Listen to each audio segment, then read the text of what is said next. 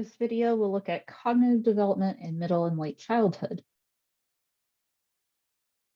Specifically, we'll discuss Piaget's concrete operational stage, information processing research, language development, the theories of intelligence, how intelligence is measured, the impact of language and culture in a typical classroom, as well as common disabilities in childhood and disability rights legislation. Piaget's concrete operational stage spans the years from 7 to 11. Compared with early childhood, children are far more capable of logical, flexible, and organized thought. They're capable of using logical reasoning when they are dealing with information that they can perceive directly, that's tangible. They still struggle to solve hypothetical situations or abstract problems. Children in the concrete operational stage can use inductive reasoning. That is when individual premises combine to reach a general conclusion. So, for example, we're reasoning from specific instances to a more general conclusion. For example, if I eat a peach and it's sweet, therefore all peaches are sweet, as my general conclusion. Inductive reasoning works unless one or more of my premises are false. So because of this, because it's going from specific to general, it's more prone to generating erroneous conclusions compared to deductive reasoning, which becomes more common during the teen years. School-age children can pass Piaget's classification problem between the ages of 7 and 10, and they understand identity. That certain qualities of objects don't change even if the object is altered in some way. For example, a piece of chalk is still chalk, even if it's broken in half. They can also order items along a quantitative dimension, such as length or weight, an ability known as seriation.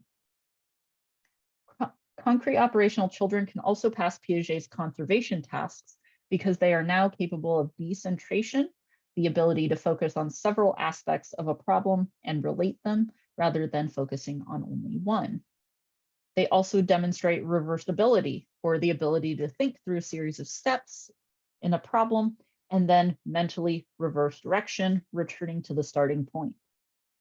Although school children may make many advances in the concrete operational stage, they still struggle with abstract problems, deductive reasoning, and systematic scientific testing, of which they will become capable of in the formal operational stage.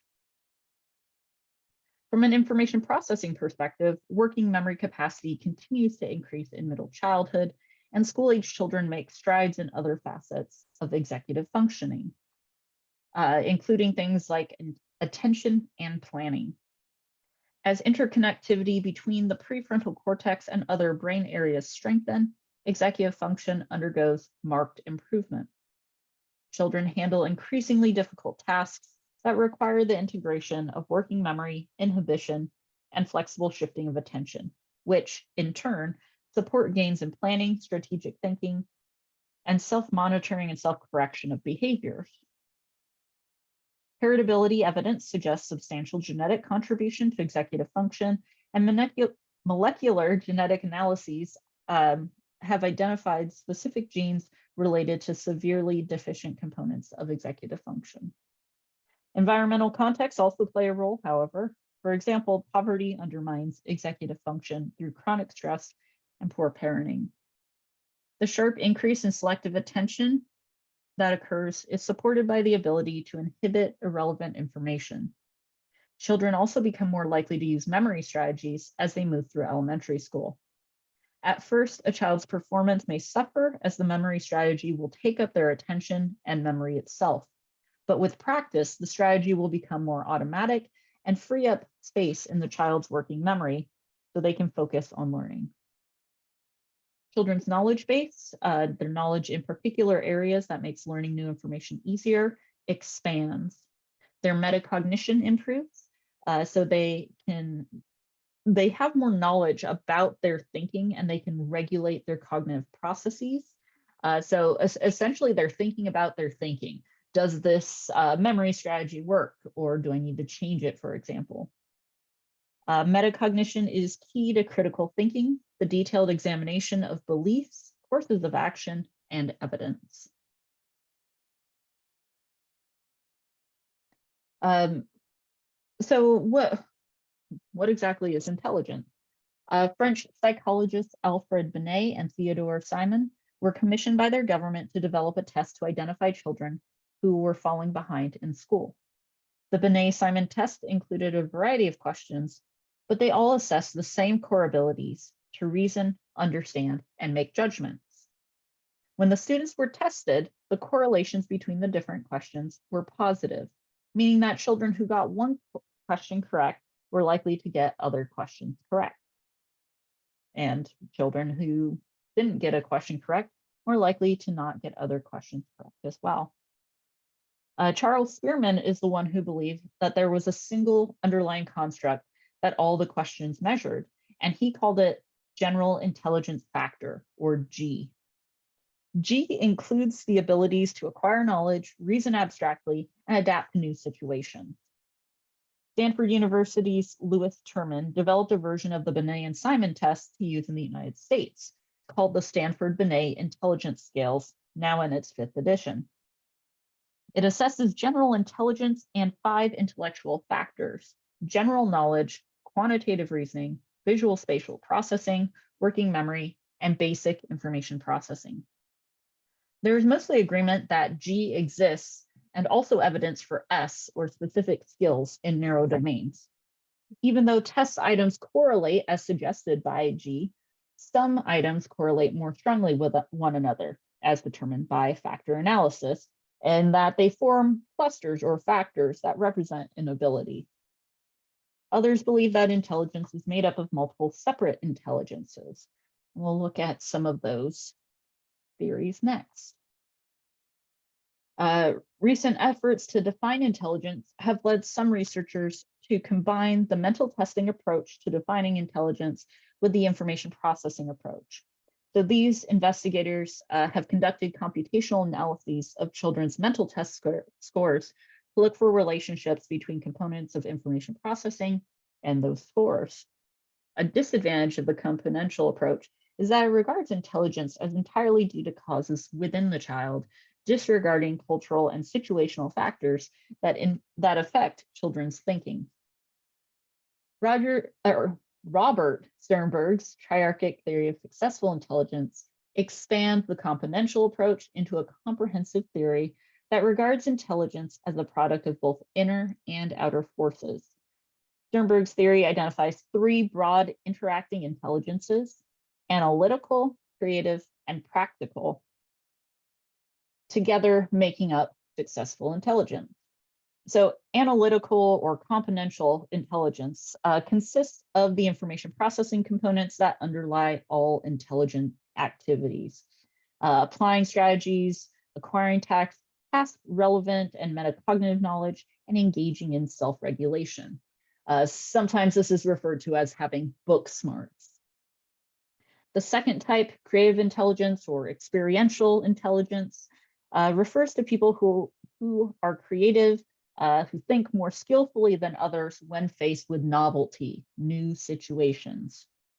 Although all of us are capable of some creativity, only a few individuals really excel at generating novel solutions.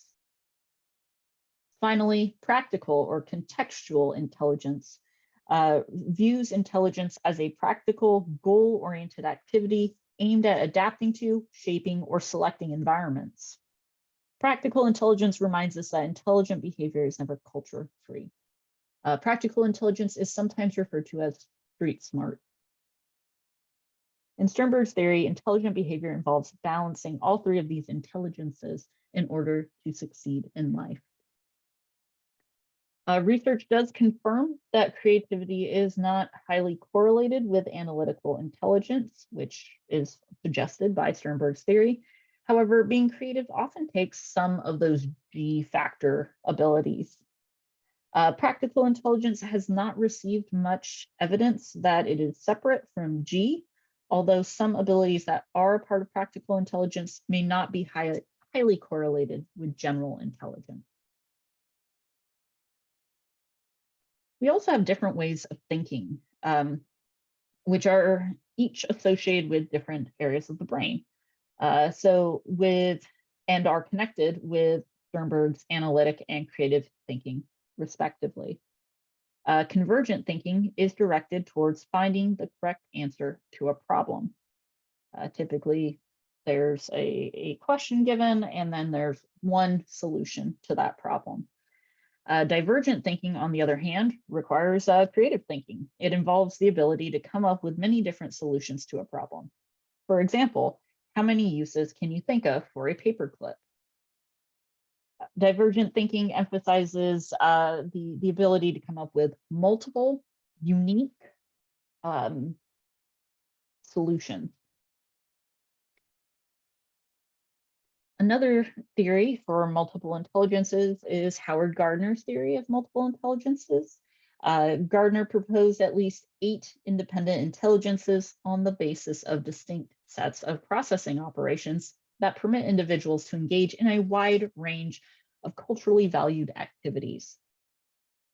Gardner believes that each intelligence has a unique biological basis, but emphasizes that a lengthy process of education is required to transform any raw potential into a mature social role. Neurological evidence for the independence of Gardner's abilities is weak. However, Gardner's theory highlights intelligences that are not measured by traditional intelligence tests, such as inter and intrapersonal intelligences. So Gardner's multiple intelligences include verbal linguistic intelligence.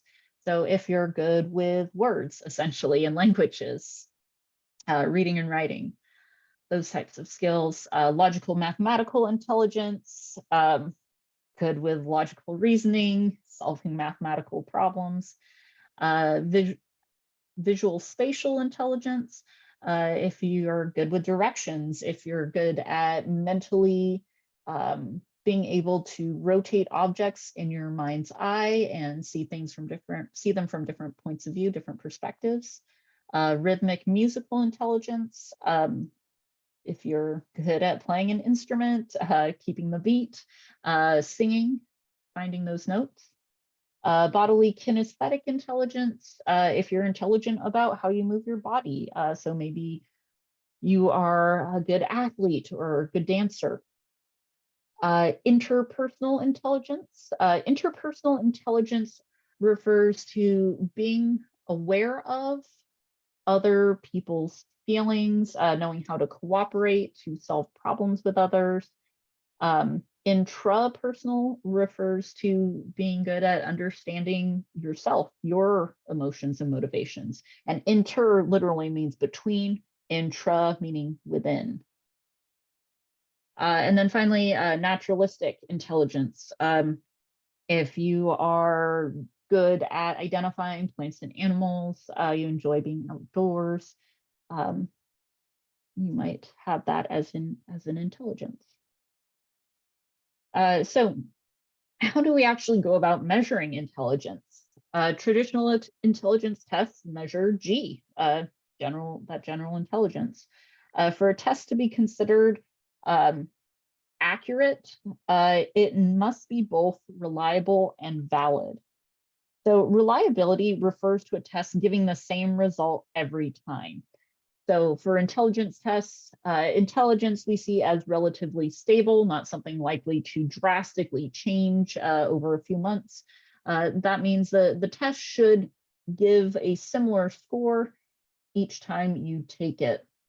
You shouldn't be, above average intelligence, and then a few months later, average, and then a few months after that, you're below average intelligence. I mean, unless, you have some accident or something, it should be something very consistent.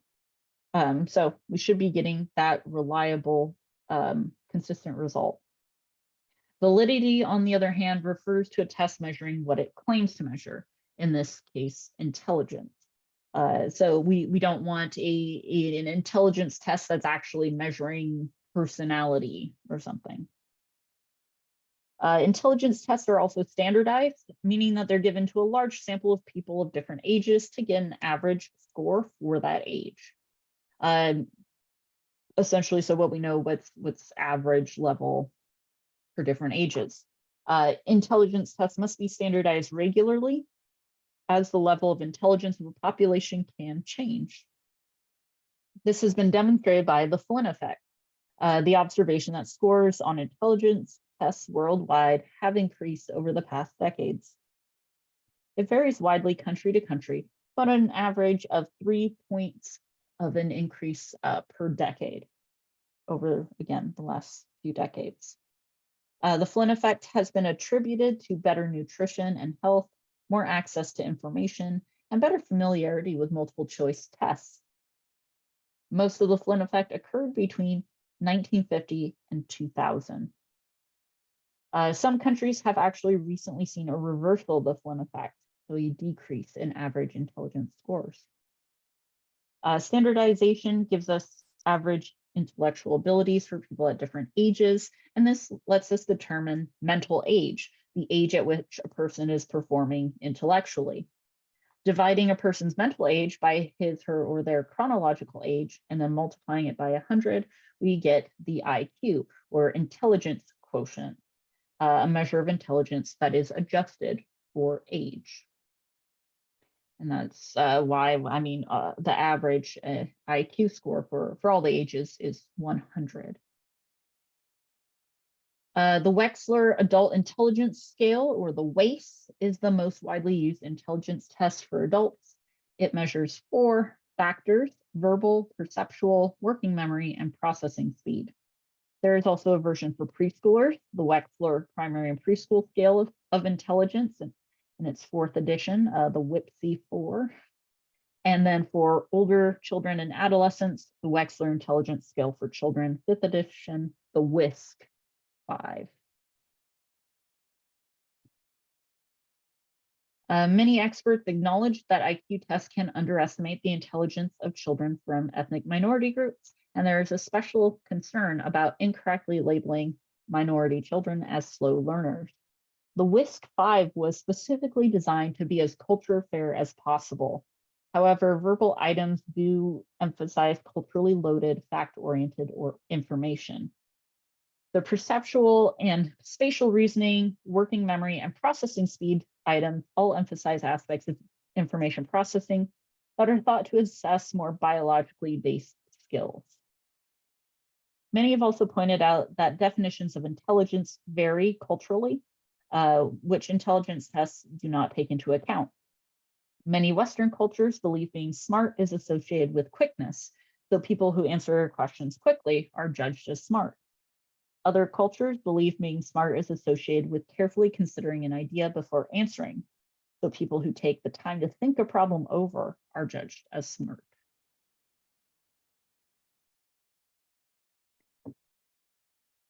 IQ scores in the general population fall in the form of a normal distribution, or bell curve, where the pattern of scores that clusters around its average. The average intelligence score is 100 with a standard deviation of 15.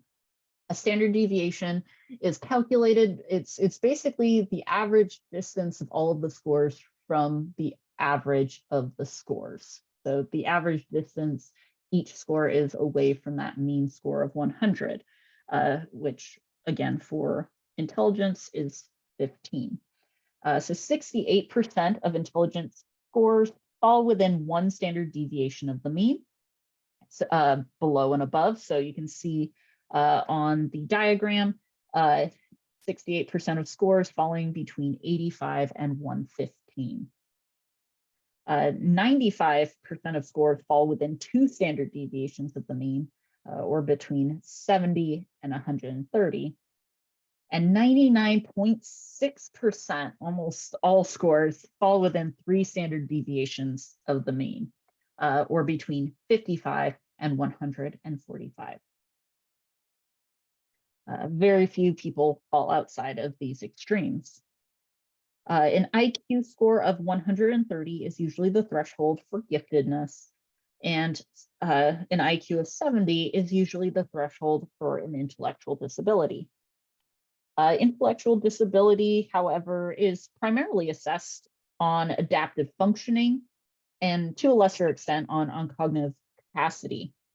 Adaptive functioning refers to the ability to engage in everyday life tasks, and that is given more attention now as it determines the amount of support that an individual needs.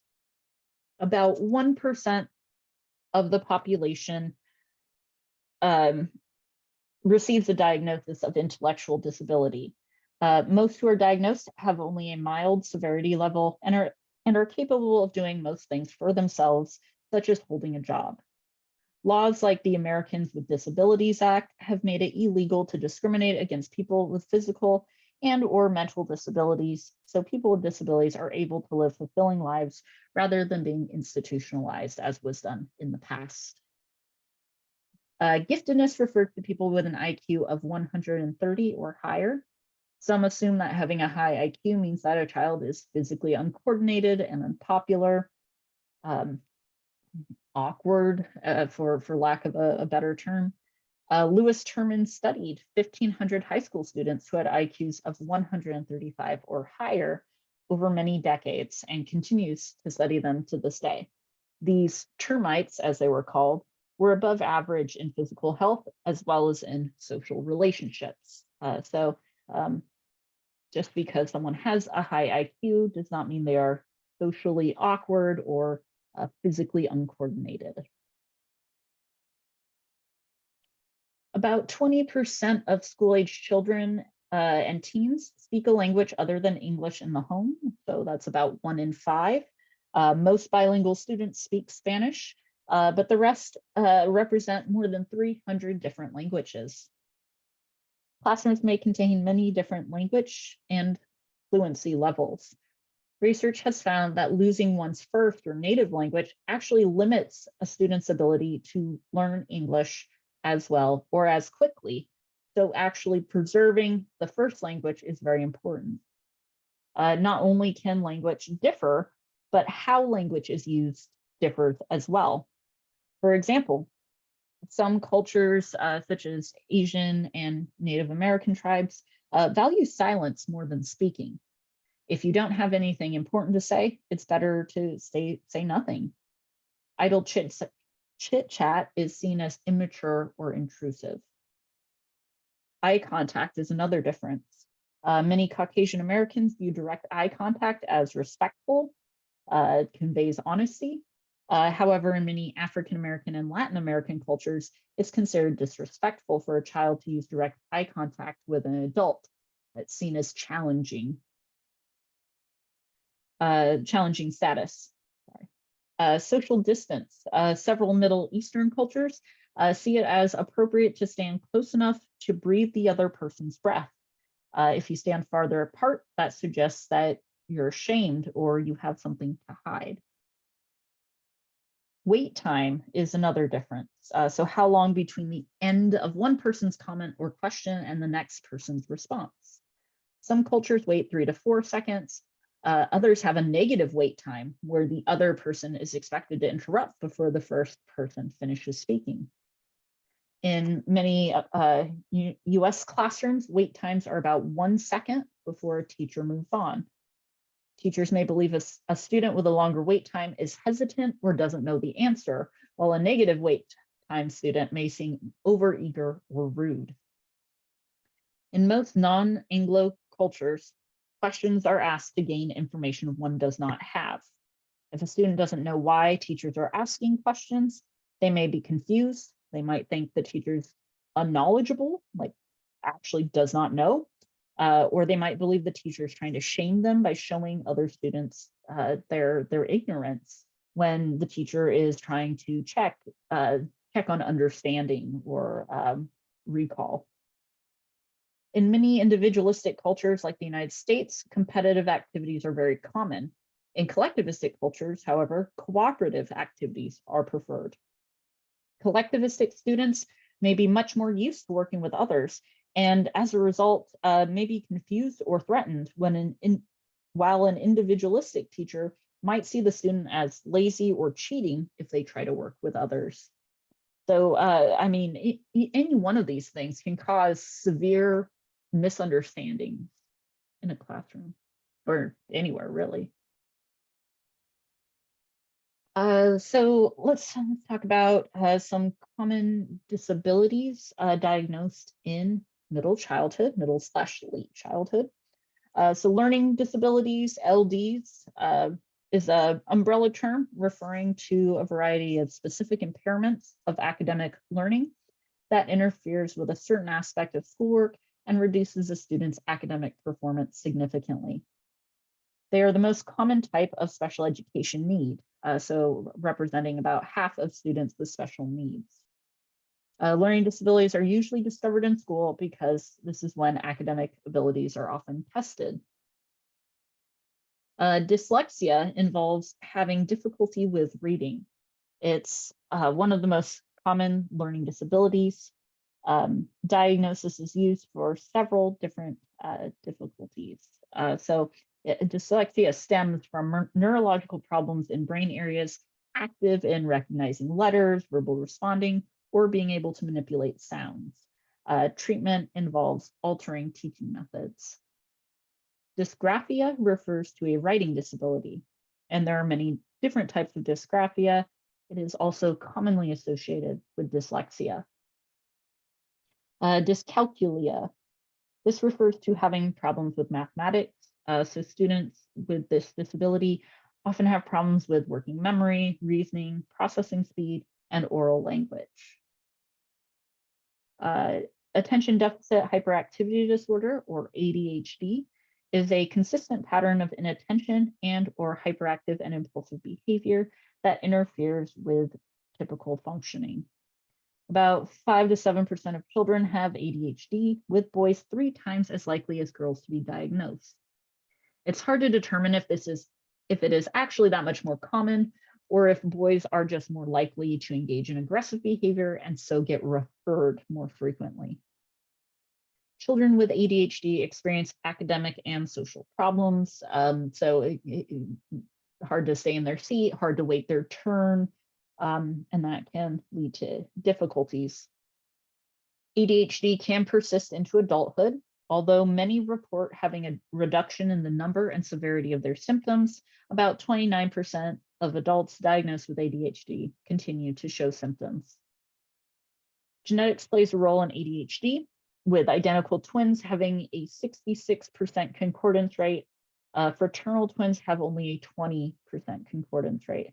So what that means, remember, the likelihood that when one twin receives a diagnosis, the other twin receives the same diagnosis. So for identical twins, if the concordance rate is 0.66 or 66%, that means if one twin gets diagnosed with ADHD, there's a 66% chance the other twin will also get diagnosed. Fraternal twins, that likelihood's only 20%. People with ADHD have less dopamine in regions associated with motivation and reward, smaller frontal lobe volume, and less frontal lobe activation during mental tasks. ADHD risk has also been associated with prenatal nicotine exposure, low birth weight, and prematurity. Attention deficit disorder is treated with behavioral interventions, cognitive behavioral therapy, parent and teacher education, lifestyle changes, and sometimes with medication as well. Typically, the best combination is medication and cognitive behavioral therapy and parent-child education or parent-teacher education. The idea being that medication helps to reduce the severity of symptoms enough that children are able to employ the techniques learned in therapy. ADHD is treated with stimulant medication, and sometimes people think that's very odd, but it's important to be aware that that stimulant medication that's in Ritalin or Adderall, it's a very targeted stimulant. So it specifically activates the frontal lobes where there's actually a low level of activity for people with ADHD. as opposed to a more general stimulant like caffeine, which activates the body and the mind, right? It's, kind of an all over stimulant. The medication for ADHD, much more precise, much more narrow in its scope. ADHD prevalence rates increased 22% from 2003 to 2007. This increase may be due to greater awareness as well to an increased amount of electronic device use, which can shorten attention spans. As political and social attitudes have moved toward inclusivity, federal legislation was passed to protect the rights of persons with disabilities. The Rehabilitation Act of 1973, Section 504, states that any program or activity that receives federal funding must accommodate individuals with disabilities. It's not specific to education, but it protects students' rights for some childcare programs and for extracurricular activities. The Americans with Disabilities Act of 1990, or the ADA, prohibits discrimination on the basis of disability. It extends to all employers, not just federally funded ones, and it requires accommodations be made in public facilities, such as wheelchair accessible doors. The Individuals with Disabilities Education Act, or IDEA, guarantees the following to individuals with disabilities from birth to the age of 21. Free appropriate education, due process in case of disagreements between an individual with a disability and the schools or other professionals, fair evaluation of performance in spite of disability, meaning that tests should not assume test-taking skills that a person with a disability cannot reasonably be expected to have. If an individual is blind, you shouldn't expect them to be able to read the test on their own. It also guarantees the right to education in the least restrictive environment, meaning that the goal is not to segregate children with disabilities from those without. They should be in a typical classroom as much as possible. And then finally, an individualized educational program, or IEP. This is instructional planning for a person with a disability that fits their needs. So a little bit about diagnostic labels. They can definitely be helpful in certain regards. If you're trying to communicate information, they're useful for improving research and treatment, and for helping to get needed services. Diagnostic labels can also have negative effects, though. Once a label is applied, it tends to stick, and people will interpret an individual's behavior based on their diagnosis. The individual may also incorporate that label into their self-concept. And our expectations do matter, because we tend to act in such a way as to make what you predict will happen come true. And this is known as self-fulfilling prophecy. So for example, if you or if someone else has high expectations for you, you tend to put forth more effort. You think, I can do this, and you act in a way to help succeed, and that leads you to being more likely to succeed. If, however, you or others, like your teachers or your parents, have low expectations for you, you're likely to think, why bother? And not engage in behaviors that would actually help you be successful. And either way, you're helping to make that prediction, that prophecy, come true. So this can be very problematic because children can also be misdiagnosed, or their difficulties might change over time, maybe later on. They live in circumstances as an adult where the problem is no longer relevant, but that person still has the label of being learning disabled. So very important to consider these aspects, especially in terms of cognitive development for middle and late childhood.